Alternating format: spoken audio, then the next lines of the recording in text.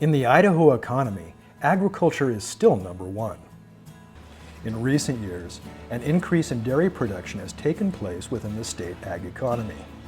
Nationally, Idaho is now ranked third in cheese production after Wisconsin and California. As dairy continues to grow, we see a trend towards larger operations, while at the same time smaller family farms are declining in numbers. Many of Idaho's small family-owned dairies are looking for ways to sustain their operations and rural lifestyles.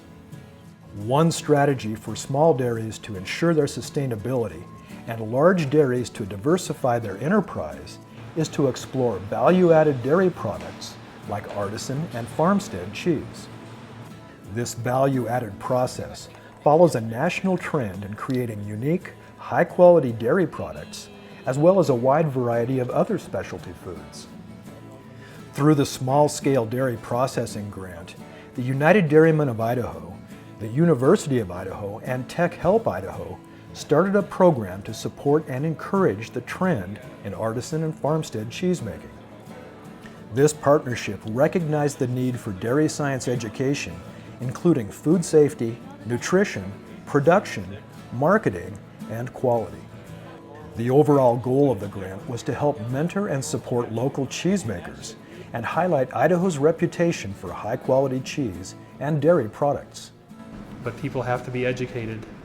That's what's going to keep this type of specialty cheese thriving, is quality product and education by the people that are actually making the cheese. I think there's like 100 billion bacteria per gram in here. At the 7,000 square foot University of Idaho Food Technology Center in Caldwell, Idaho, participants in the Farmstead and Artisan cheesemaking workshop learn the science and chemistry of basic cheesemaking. A wide range of class participants include dairy farmers, dairy processors, cooks, chefs, cheese retailers, and hobbyists.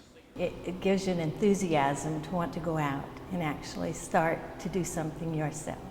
So I think that there probably will be some who will start just as a result of the class.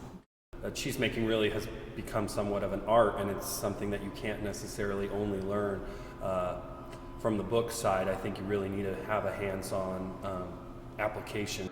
This two-day cheesemaking workshop, sponsored by the U of I Extension Food Processing, covered food safety regulations, dairy product chemistry, cheese grading, and most importantly, provided a hands-on opportunity to make cheese. I thought it might make a nice class to hopefully network with people that will be some of our artisan cheese producers in the future, because there's a great interest in artisan cheeses and other types of artisan foods, and really we don't have very many artisan cheese suppliers in Treasure Valley.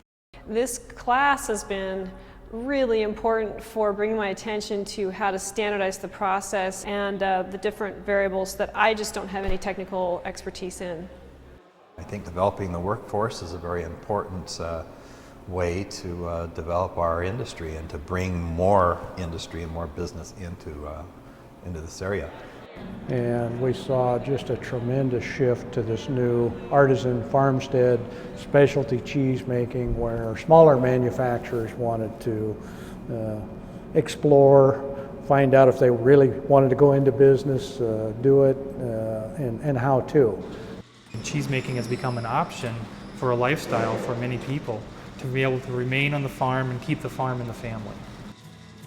Our main goal is to have healthy cows to produce a high quality product. It's nice when you see somebody come up from Wisconsin and they tell you they know cheese. And we tell them, well, do you taste some Idaho cheese?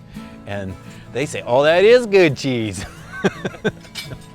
At the Ballard Family Dairy near Gooding, Idaho, Steve and Stacy Ballard considered making several different value-added farmstead dairy products before deciding on cheese. We got up to about 160 cows, and we knew that we had to either get bigger or get smaller or do something or go out of business because of the way agriculture is, and so we decided to do a value-added. So we've been making cheese 2 years. It took us 3 years to do the research and build the facility and do the book of paperwork that it takes to go through the state, the water department, highway districts, et cetera, because I mean, you do the same work that a big plant does. On-site assistance is another key component of this program. The Ballards work with U of I Extension to develop nutritional labeling and marketing. They also received one-on-one consulting with a professional cheesemaker. The university is becoming more pliable and more in tune to what we might need. Their small on-farm processing facility is finding success in a growing niche market for locally produced, high-quality food products. Last year we entered in our first cheese contest and we got a 3rd on our pepper cheddar and a 2nd on our white cheddar. And this year we got a 1st on our pepper cheddar and we got a 2nd on our cheese curds. And so we're pretty proud of the direction that we're going, and we're working on new varieties and just trudging along. I mean, you've got all these wonderful small dairies. It's an industry that is just on the brink of exploding. How long do you age blue cheese? At the Blue Ribbon Artisans Creamery in Meridian, Idaho, a variety of upscale gourmet cheese and other specialty dairy products are being processed and sold at their in-store facility. The gourmet industry itself is currently about a $50 billion industry, and it's becoming more and more a part of the marketplace. Through the help of the U of I program, they were able to address specific support needs during construction and startup of the plant.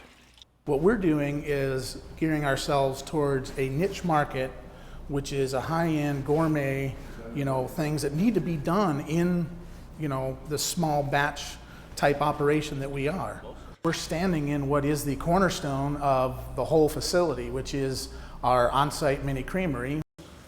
Another advantage of the program was providing a food science student intern to assist Blue Ribbon during the creamery startup. Gaining real-world dairy processing experience is a benefit to students and the company. And we also got a bonus. This summer we had an intern that worked for us from the University of Idaho, receiving a degree in food science. And he just stepped up to the plate this summer and proved himself, and we have brought him on staff, and he has been quite an asset. And none of that would have happened if the University of Idaho hadn't worked with us with that grant program and have done the things that they've done. I actually helped him physically install all the equipment. And we got to make a couple weeks worth of product, and just pretty much the test runs and coming up with different formulations for the different types of cheeses and yogurts and stuff like that. Pretty much trial and error type stuff for the company. And it was definitely a really good learning experience. Opened my eyes to what it would take to open up even any type of small company like that. The outlook for sustaining a healthy dairy economy in Idaho is good. Through the help of the Small-Scale Dairy Processing Grant, a successful program was created to mentor and encourage an important growing part of the dairy economy. The cheesemaking workshops fulfilled an educational component that supports and promotes a national trend in specialty cheesemaking. 2 successful models for small-scale dairy processing have been recognized and supported by this program. The first model preserves the rural family dairy by keeping cheesemaking on the farm. The second model brings the farm to the city by processing and marketing cheese in an urban setting. Both models provide an excellent template to promote quality Idaho dairy products. This extension project has established a foundation to help entrepreneurs develop and expand businesses in dairy processing.